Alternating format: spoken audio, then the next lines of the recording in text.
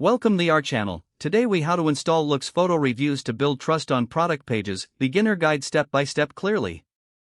To install Loox photo reviews on your product pages, start by visiting the Shopify App Store. Search for the Loox app in the search bar.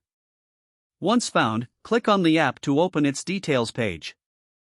Click the Add App button to begin the installation process. You will be redirected to your Shopify admin. Log in if prompted.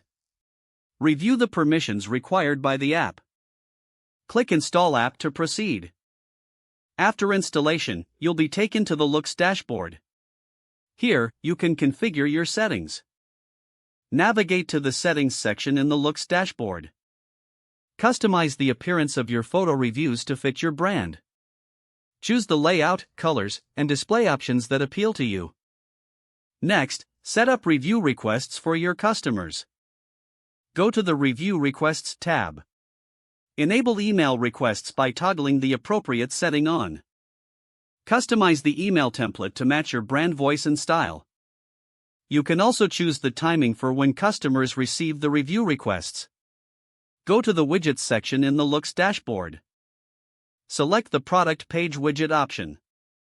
Configure where you'd like the reviews to appear on the page. Once configured, click Save.